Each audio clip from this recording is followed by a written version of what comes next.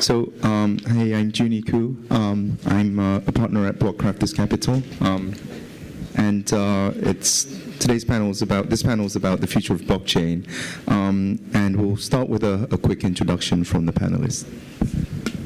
Hi, I'm Adam White. Probably a little bit out of place on this panel. I am a lawyer, former sports lawyer. I've now founded an esports consultancy and agency. And we have ambitions to build a platform that uses smart contracts to automate payments and contractual obligations for gamers. So I'll tackle this from a legal perspective probably today. Name's Tama Churchhouse. I work in EOS VC, which is the billion-dollar venture capital arm of Block One.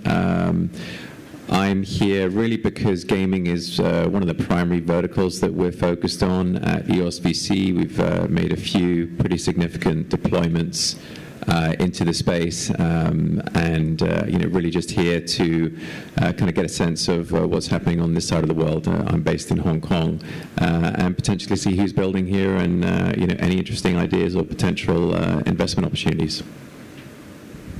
Hi, I'm Alex Amsel. I've been involved in this space since 2012, so I've been doing it a long time and talking about how blockchain and games could really change the game industry. Before that, I ran a game studio for 20 years and had an Apple Award-winning game. I sold a startup at the beginning of last year, a crypto startup, which is looking around gaming. These days, although I'm down as Flaring Capital up there, who are an investment company, actually I consult and advise with a number of companies just around the blockchain space, and I'm working on 2 games myself. Neither of which are blockchain games, but one will have a blockchain component. Hi everyone, my name is Richard Young. I'm with this project Coco's Blockchain Expedition. So our team has been working for 10 years under this project Coco's 2DX, supporting the global developers of 1.3 million to easily deploy games and applications on different devices and platforms. So we're here mostly just to get what's going on in the industry, and hopefully we can share something about what's happening in China and also how to be an ecosystem facilitator. Yeah, it's good to be here. Okay, thanks. And before we go into the future, I guess we'll need to talk about what the past was like. So, we'll discuss a few minutes about what the panelists saw, how they saw the 2018 of blockchain and cryptos. What were you working on in 2018 regarding blockchain or cryptos? Does anyone want to? Yeah, well, my answer is really short. I was fundraising, so I think that 2017, just to flip it back a little bit, was very bullish. Everyone wanted to be part of this market. There was a lot of misinformation, misunderstanding of what it meant. A lot of people investing in ICOs and tokens. I think gone were the days in 2018 of writing a white paper and raising $10 or $20 million. You had to build a product and a platform and then give a reason as to why it was going to be put into a blockchain environment. Ourselves, we operate as an agency, so we do lots of player contracts, and so effectively we are trying to take our agency-like services and put them into a platform environment. So. Yeah, that's my very quick answer. Yeah, equally quick answer. I think 2018 was really just a time where, especially on the VC side, we were looking at, who had clothes on as the tide was going out. That's the simplest way to put it. And I think it was very clear that a lot of people didn't. I don't think we have, really reached the puke point just yet in terms of this space. Still waiting for valuations to correct, and a lot of our conversations were 6 months ago, kind of conversations that said, yeah, sure, you can buy 20 million of our $100 million tokens for 20 million. And we said, thanks, but no thanks. And those same companies are coming back and saying, well, we're actually just raising a 500K seed now instead. So really just waiting for kind of gravity to do its course. That was 2018 in a nutshell for us. Because I like research in this area, I actually spent 2018 changed my mind. Not in terms of how a lot of things can be used in the long term, but looking at how a lot of games that are out that are not, say, typical trading card games and the collectibles type games that we're seeing. I want to know how other games can take advantage of this space. So I've been really spent the last few months really researching how other developers, regular indie developers, can start making use of some of these projects that are going on, not just the collectible projects, but esports projects, projects like Referium to try and solve discovery problems or build community. And in fact, one of the games that I'm doing is nothing to do with blockchain at all, but what we want to do is do an experiment with spectator play. Can we get spectators interacting with games, but the items they have to interact are blockchain-based elements that are just given away, and then see if they gain a value. So I think there's some really good games going on around trading and around collectibles, but I want to see, can we do more than that for a larger audience?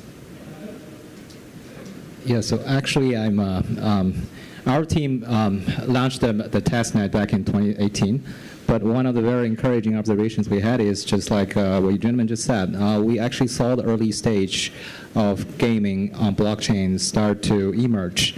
Because if we look at the development curve of gaming, everything starts with very simple games like number games, gamble games, and later on become collectibles or even more sophisticated models. So we think the thing is taking off. So we're also looking forward to seeing what's going on next. Cool. But like, a quick question. Like, was the downturn of 2018 bad for what you were doing, or was it more positive? Like looking back into it. Was it bad or good? Well, I think it was good, particularly for us. We have ambitions to run a non-tokenized platform. So, most of the market research we've done is that gamers do not want to be paid in Ether or Litecoin or Edge coin. They want to be paid in US dollars. So if they stream or play for this team, if certain KPIs are met, they want the smart contract to trigger the transaction, but that currency needs to be money. So I think the whole bullish ICO thing, it hasn't really impacted us. In fact, if anything, it's probably helped us stand out from the trees, that like, hey, there are applications of blockchain that are not cryptocurrency. Yeah, I mean, sorry, what was the question again? So the price falling, Was it a good thing? Was it a good thing? Absolutely, 100%. I mean, like, what happened in the second half of 2017 was utterly unsustainable on every single metric possibly imaginable. It was kind of absurd, really. And as I said, it was just unsustainable. And the reality is, companies had to course correct, and you couldn't rely on this. We'll just ICO and raise free money. It was simply not sustainable. And so a lot of people have had to go back to the drawing boards, come up with real products, real business cases, real monetization, in the course, 2018, it was ugly. It's not fun for anyone who held crypto all the way throughout it, but it was necessary, and that's what corrections are. They're necessary. Yeah, fortunately, I've seen this before. I've been around long enough to see at least 2 other dips like this, and I missed the first one as well. So was it a good thing? Yes and no. I'm going to just counter it a little bit. I think it's a bit of a shame that quite a lot of the games that started coming up, the higher quality ones, they really started coming up later towards that period. I do think some of those would have benefited from having the funds to last out a few years. Whether they would have actually used the funds sensibly, though, is a different question. I always try to tell people, when you raise your funds, cash out what you need for a 3-year roadmap. If you want to keep the rest in crypto, fine, but make sure you've got 3 years worth of funds, because no one knows where this will go. And in 2013, before games, when it was all people investing in mining companies, Bitcoin mining companies, exactly the same thing happened. People raised money through an ICO, they held it in the currency, they didn't have any runway whatsoever, essentially. Bitcoin collapsed, the companies all went under. And I think in the next 6 months, we're going to see, certainly within the next year, we're going to see quite a number of blockchain companies who didn't take the money out, they've got no runway, they're going to go under. So, but I think it's a shame for some of them. I think some of them actually had good ideas, but they did mismanage their funds. So I guess it's a quick picture of what 2018 and before that was, and then let's kind of move in. But before moving in, were there any changes in the views that you had before, And with the downturn, are there any changes to a certain value about blockchain or cryptocurrencies you had that's shifted or has changed over that period of time? Mine have not changed. They've probably been reaffirmed. I always thought that the least interesting application of blockchain technology was in the cryptocurrency space. My mom's a doctor, so I think it's great for medical records. I'm a lawyer, so I think it's great for having more than just two entities reading the terms of a contract and verifying them. I'll keep it short again. I guess if I was a little disappointed in terms of how little kind of, I would say, enterprise production level infrastructure actually shipped in 2018. I was kind of expecting something at least towards the end of the year that would be a bit more mainstream, I guess that's a function of many things, partly the crypto element downturn, and partly recognition that really the infrastructure isn't quite there yet.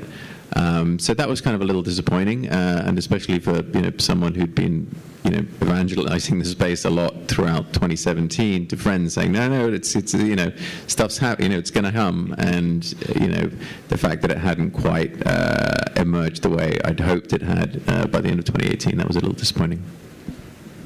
Yeah, just to add to that, for anyone here who is doing anything in the space or is considering using the technology, when you hear about companies doing something that's an infrastructure type thing or about scaling, just at least triple the timescales they're putting on it.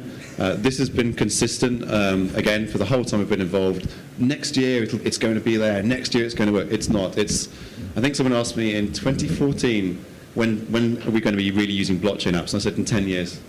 And I've not changed my mind. There will always be some exceptions. But I just think this is a fantastic space. It's really fascinating. Some amazing technologists and some amazing games will come out of it.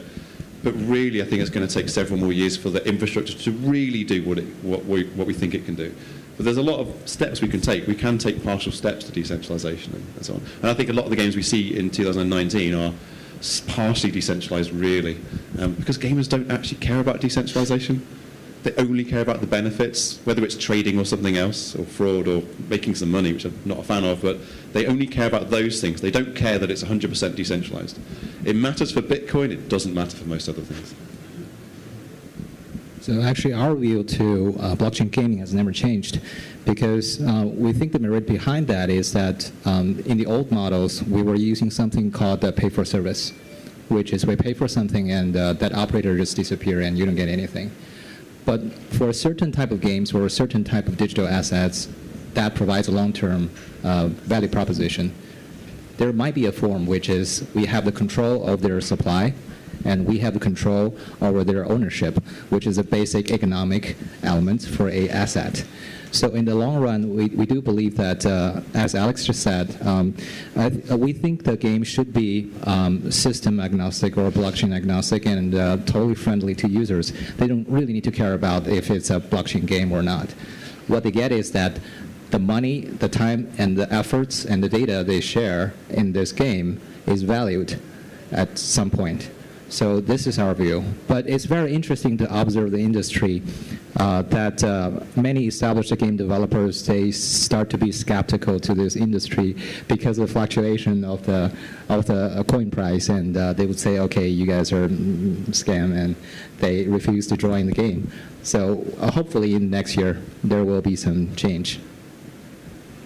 Cool.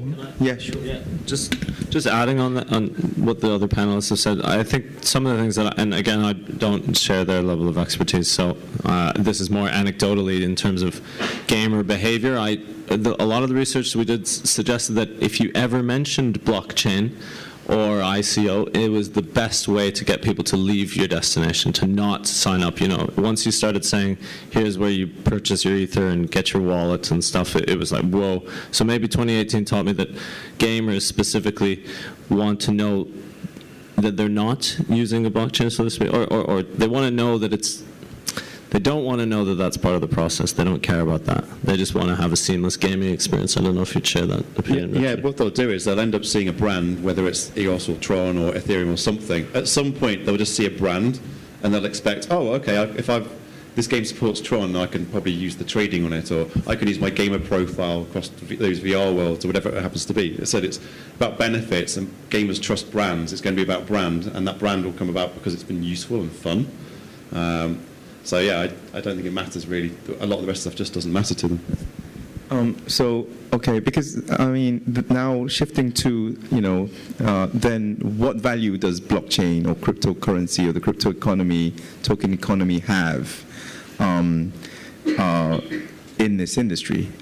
Would be kind of the longer term vision, or what the future kind of will look like. Well, you get the idea of the future by understanding what value blockchain or cryptocurrency delivers. So what are your views or your kind of vision on how blockchain is making the world a better place, or making the app better, or adding value to a user? I'll just start it off just because it might help with the others. I think the key is turning the features of blockchains, like the critical features, into benefits for gamers. There's a number of features that blockchains have, and some are more important than others depending on your application. So it could be about transparency or trustless smart contracts, or it could be about persistence of data. There's all manner of different features they support.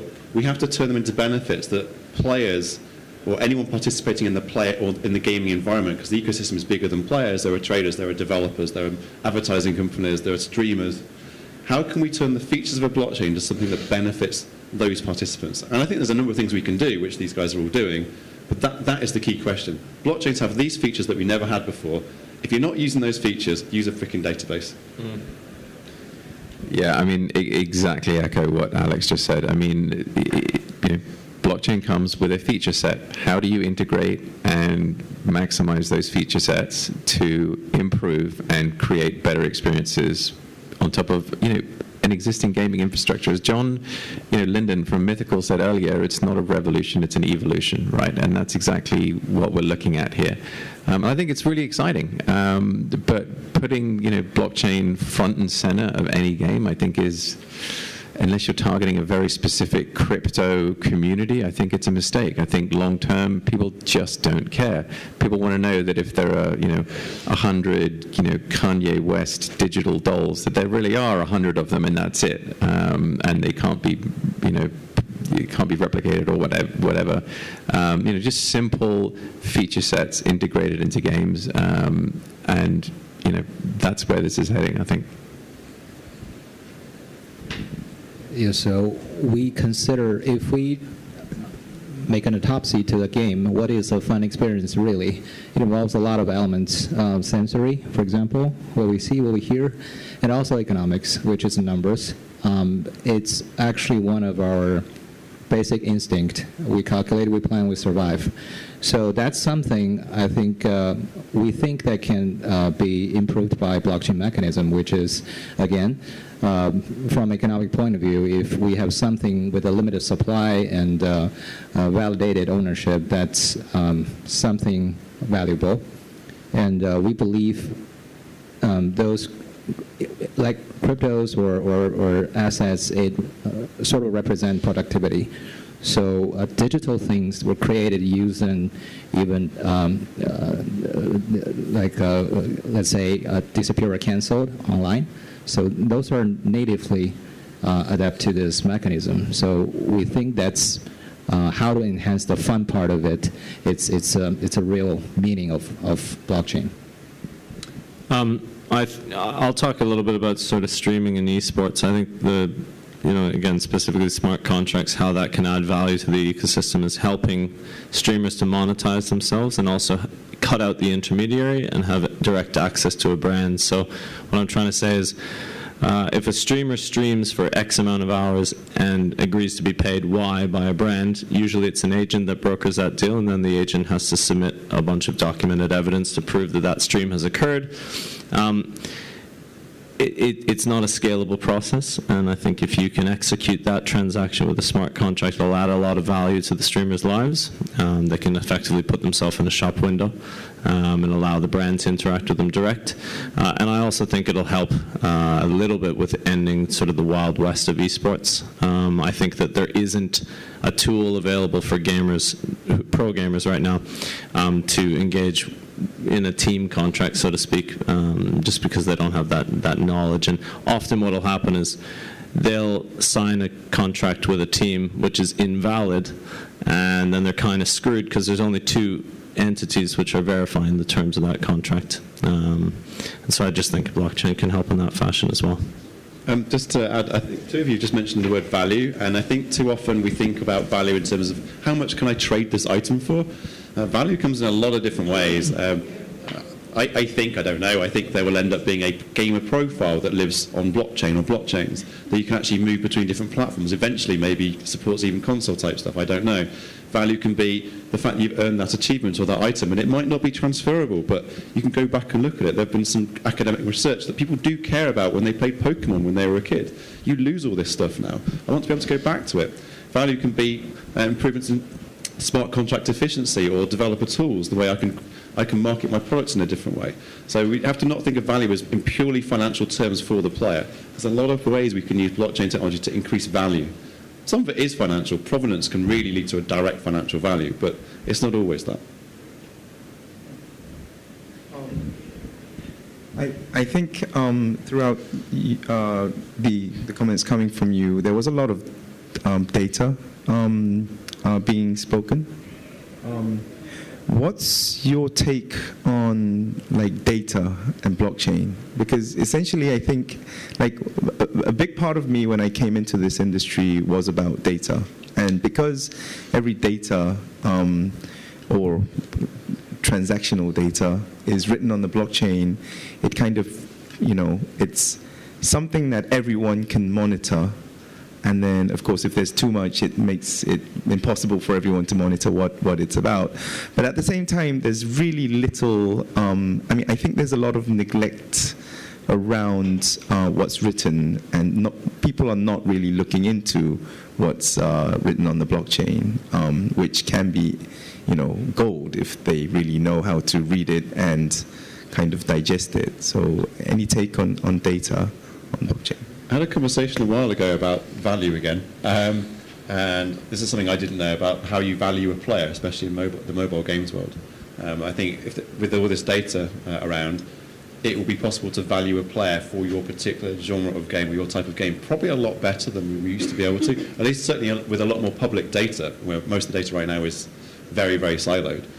So I think that's an interesting way we might see it. That's also why another reason I'm advocating for actually some gamer profiles. Ignoring privacy issues right here, but because then I can go, well, I've been playing CryptoKitties a lot, and or Agent Rust, or whatever it happens to be. You might actually pay me or attract me to your game by giving away nice items because you value me highly. Because you can see I'm a whale player, or whatever. And I think it makes it easier for players and developers and publishers and so on to actually make use of that value. Whereas right now, I think it's very, very difficult. Yeah, I think if you can do so in, what blockchain does allow you to do is, again, to create individual, I use the word silos, but individual controllable data silos that are, you use the word permanent, but that are verifiable, right? And that give you the freedom to be able to use it as you want. If you want to open it up, then fine. And if you want to be, found and attract and marketed towards or approached, or you want that to be open, then so be it. If you want it to be closed, then so be it. Also, the key point being is that the data can't be gamed. And it can't be manipulated. That's really the fundamental point. And maybe it'll change the way that game companies go about customer acquisition. Who knows? Can be gamed, can't be manipulated.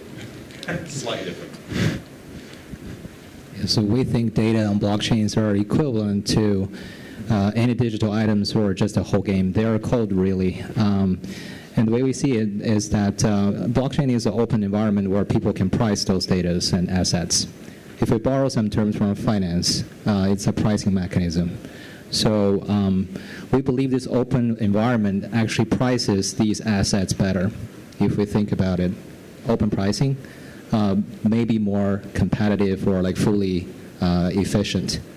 But in the old business models where data and let's say the digital assets were controlled centralized, you actually have to price those assets through intermediaries. And we don't think intermediaries are bad. We don't stress on this intermediary because they are necessary roles in this industry. But again, is there any balancing mechanism that they can behave so the developers, users, and their intermediaries can within certain healthy dynamics? So that's probably the best thing about blockchain. Also for data, like the data silos, do you want to share that? How much of the cost do you want to share that? Maybe that's the mechanism behind. Speaking of intermediaries, I guess it's like a lot of platforms or projects talk about taking the middleman away, but in the end, I guess they naturally go away because in the traditional model, these intermediaries can manipulate the market and get arbitrage out of it, whether it's additional value or profit. But when it's on the blockchain, that kind of eliminates that, so the intermediaries cannot benefit from the polarized data, and so they cannot add additional value. I think that's kind of the angle, right? So yeah, I think that's great. Since this is a gaming conference, what value does blockchain or cryptocurrencies add to the gaming industry or games or the user of games, and vice versa? Why is games or this industry, the gaming industry, important to the blockchain and the cryptocurrency industry and the business?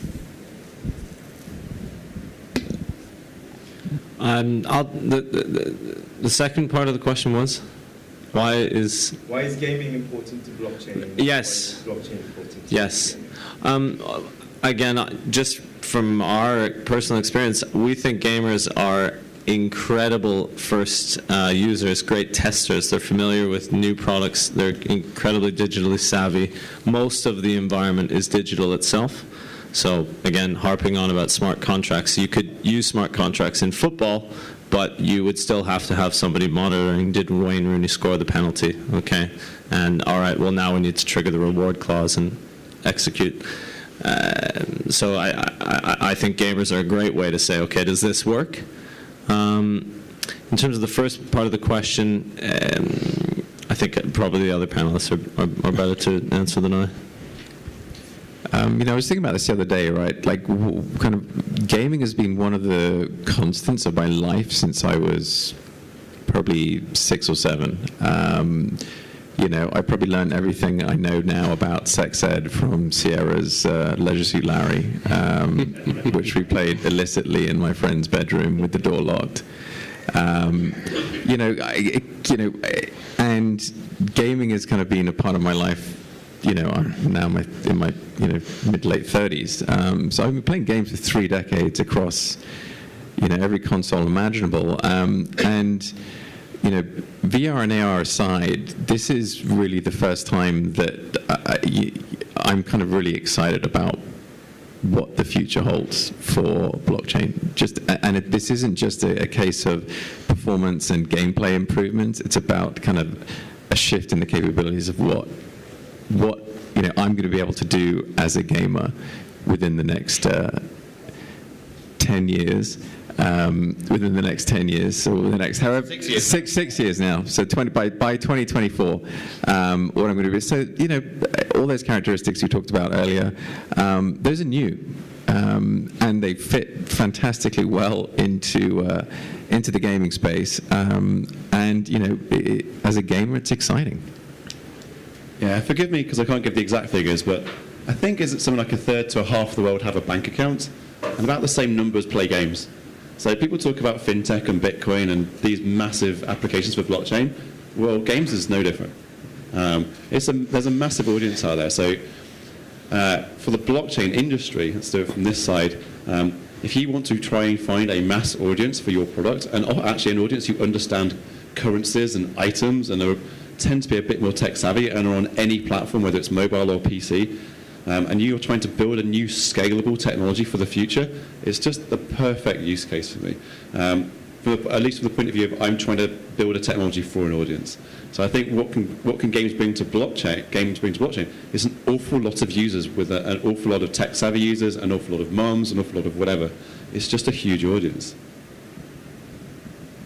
We believe like gaming is probably the earliest adopted applications in all the systems or all the new, let's say, technologies in general, because this entertainment experience is very straightforward. You make people happy, they pay you.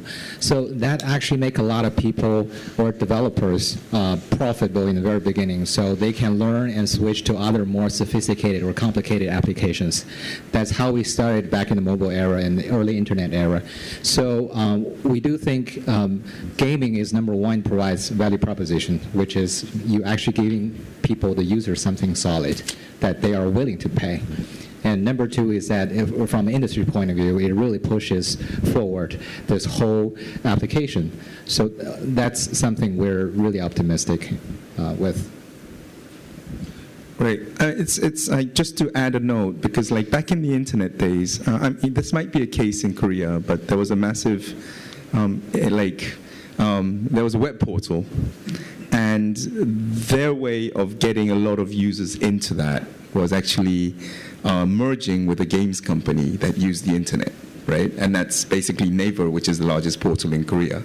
And I think it's, what games has done for any new platform over the last 30 years is basically get massive users into a new tech. So I think that's worth noting.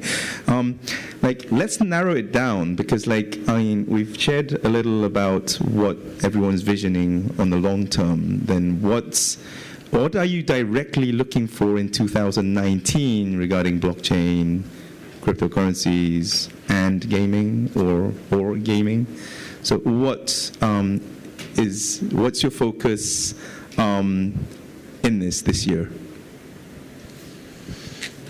Building our smart contracts platform, and then just personally, I'd really like to see a mainstream blockchain game, somewhere where you can you've got CS:GO skin betting and what have you, and I don't know, some kid makes a cool Fortnite skin and can transfer it somewhere else, and everyone knows who's used it before him, and has it. What do they call them? Crypto kitties or something? Some crypto kitties in gaming. That'd be cool. Actually, I'm going to be somewhat ambitious. I'm not sure this is going to happen. I really want to see multiple games built around one game world, with multiple narratives, common items between the games, probably an open source world with multiple developers involved. Yeah, I kind of agree with Alex. We want to see more game developers incorporating blockchain mechanisms onto their games under either hybrid structure or full blockchain structure, because for 2018, I think we're doing pretty good in terms of number of games or any kind of gamble games, but it's time for the next stage. We had some really good examples back in 2018, like Gods Unchained, and other people who presented here before. So we are looking forward to help those more sophisticated games in the coming year. I guess if I was going to say one thing that would get me very excited, in many ways, would be to see at some stage some of the big studios come out vocally, at least in some kind of capacity, and acknowledge that this is really the direction of where they will go. That, to me, I think some would say, well, do you really need their validation? And for me, in a way, yeah, it would be nice, because it would expedite the whole process. So, it would be great to see, some of the bigger studios be a bit more take a bit more of an active role, and come out and say, yeah, we think this is going to be a big part of our future businesses. We're going to start directing resources towards it, and help take this a bit more mainstream. That would be on my wish list. So I guess we're kind of approaching the end of it. Like to wrap things up, do you have any final comments to make to the audience? If anyone does, let me know. Anyone? Okay. Should I ask a question? So on the opposite side of your kind of positive thing, does anyone have any fears for what might happen or something that might not happen that you think probably could, should happen? Yeah, I've got one really big one. A major smart contract failure leading to a lot of NFTs being lost. How it's going to happen at some point. What I want to know is how prepared are companies to deal with this? There are ways to deal with it, but how prepared are companies to deal with it? Have they done a proper risk analysis? And have they done a proper process for dealing with it? Yeah, that's it. Just reiterating that, one of the problems with the smart contract is that if event X happens and payment of Y is triggered, okay, but what happens if the parties dispute that and say, hey, no, that was a mistake? So I think we need some real development in the Ricardian contract space, so that documents are both digitally enforceable and legally binding, and that indeed there's an arbitration authority that the parties can refer to that have expertise in blockchain and smart contracts, as well as the industry that it's specific to. So probably, referring back to the last question, that'd be cool to see some development there too, because it's pretty early doors. Yeah, for us, I think today we talk a lot about the technology and underlying ideas. But actually, if we consider game as a business, it requires a lot of other elements, for example, legal.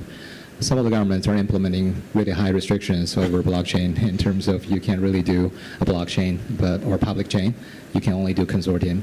So if we really want to promote this industry, I think there are so many challenges we need to face, because still, like today, mobile games especially, we rely on the channels a lot, and the channels won't violate the laws for us.